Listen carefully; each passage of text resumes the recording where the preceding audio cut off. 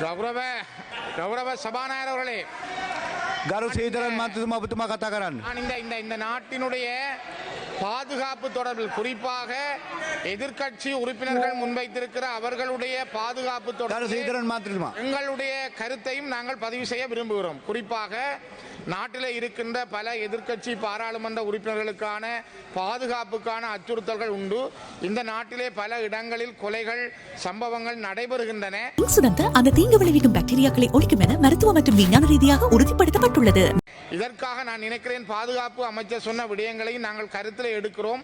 இருந்தாலும் கூட இந்த விடயம் இன்னும் அதிகமாக கரிசனையில் கொள்ளப்பட வேண்டும் என்பதை நான் இந்த இடத்திலே பதிவு செய்து கொள்கிறேன். மிக முக்கியமாக நான் நினைக்கிறேன், இன்று எனக்கு பிரதம அமைச்சர் கலாநிதி கருணி அமரசூரிய அவர்களிடம் என்னுடைய கேள்வி ஒன்று இருக்கிறது. அந்த கேள்வியை தானே நான் நினைக்கிறேன், எனக்கு சந்தர்ப்பம் இப்பொழுது அந்த கேள்வியை நான் கேட்கிறேன்.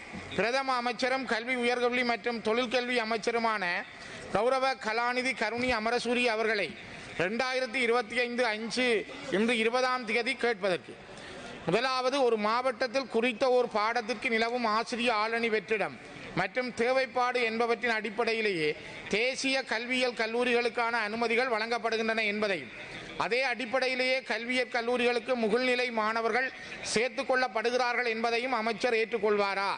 இரண்டாவது, அந்த வகையில் மாவட்டங்களின் ஆளணி தேவைப்பாட்டுக்கு அமைய சேர்த்துக் கொள்ளப்படும் மாணவர்கள் 2 வருட கற்கை நெறி 1 வருட பயிற்சி காலம் என்பவற்றின் நிறைவில் எந்த நியாயப்பாடுகளும் அற்று இலங்கையின் தென்பகுதியில் உள்ள பாடசாலைகளுக்கு நியமனம் செய்யப்படுவது நியாயமானதா என்பதை அமைச்சர் சபைக்கு அறிவிப்பாரா?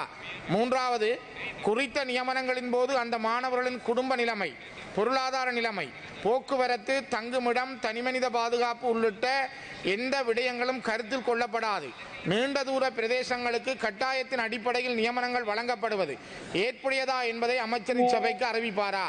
நான்காவது, குறித்த ஆசிரிய மாணவர்களது சொந்த மாவட்டங்களில் பாரிய ஆசிரியர் பற்றாக்குறை உள்ளபோது அம்மாவட்டங்களுக்கான இடஒதுக்கீட்டின் அடிப்படையில் உயர்கல்வி வாய்ப்பை பெற்ற இவர்களை தொடர்பே இல்லாது தென்பகுதி பாடசாலைகளுக்கு நியமிப்பதால் 2 இடங்களுக்கும் அவர்களது மனப்பூர்வமான சேவையை வழங்க முடியாத நிலை ஏற்படும் என்பதை உணர்ந்து கல்வியற் கல்லூரிகளின் ஊடான ஆசிரியர் நியமனங்களை அந்தந்த மாவட்டங்களிலே மேற்கொள்ள அமைச்சர் நடவடிக்கை எடுப்பாரா?